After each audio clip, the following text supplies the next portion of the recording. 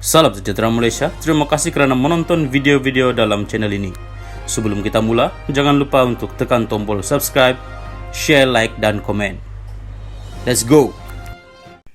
Salam sejahtera kepada semua pendengar. Berita seterusnya dipetik daripada Berita Awani bertajuk Rosma mengadu masalah disiplin Rizal. Berita penuh, bekas pegawai khas di bahagian First Lady of Malaysia FLOM, Jabatan Perdana Menteri JPM, memberitahu Mahkamah Tinggi di sini pada Rabu bahawa Datin Sri Rosma Mansor pernah mengadu mengenai masalah disiplin membabitkan Datuk Rizal Mansor. Ketika prosiding bela diri, Rosma yang dituduh atas kes rasuah projek hybrid solar bernilai RM1.25 bilion ringgit di Sarawak, Datuk Sri Siti Azizah Sheikh Abod berkata, Rizal sering bertindak tanpa merujuk setiausaha Akbar Perdana Menteri, Datuk Seri Tengku Sharifuddin Tengku Ahmad terlebih dahulu. Bukan itu sahaja, Siti Azizah 73 berkata, Rizal jarang berada di pejabat di Putrajaya kerana menetap di Kuala Lumpur dan tidak mahir dalam penulisan teks ucapan. Selaku pegawai media, memang tugas dia mempertahankan Rosma, tapi dia tak boleh kerja secara bebas.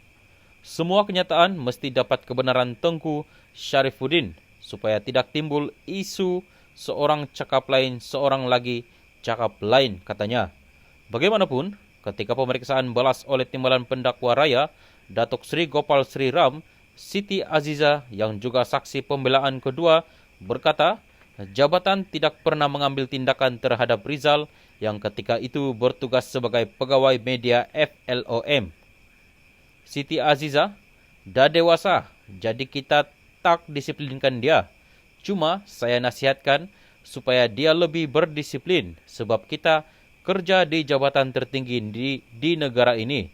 Sri Ram, boleh Datuk Seri sahkan dalam berapa tahun berkhidmat, grade kerja Rizal dinaikkan berapa kali? Siti Azizah, kita ada sistem dalam kenaikan pangkat. Ia naik secara otomatik. Jadi itu yang terjadi kepada Rizal. Sri Ram, masih lagi otomatik jika dia langsung tidak berguna. Siti Azizah, saya tak setuju yang dia langsung tidak berguna. Saya tak nafikan Rizal buat kerjanya. Dia berjaya wujudkan hubungan baik dengan media, sesuai dengan latar belakangnya sebagai bekas petugas di agensi media tempatan. Dalam prosiding di mahkamah, Hakim Muhammad Zaini Mazlan, pembelaan menutup kesnya pada Rabu selepas 42 hari prosiding bela diri Rosma berlangsung. Mahkamah kemudian menetapkan 5 April depan untuk mendengar hujaan daripada kedua-dua pihak.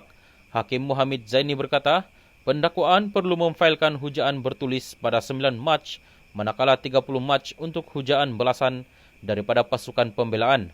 Rosma 71 berhadapan satu pertuduhan meminta RM187.5 juta ringgit dan dua pertuduhan menerima rasuah berjumlah RM6.5 juta ringgit daripada bekas pengarah urusan Jepak Holding Saidi Abang Samsudin.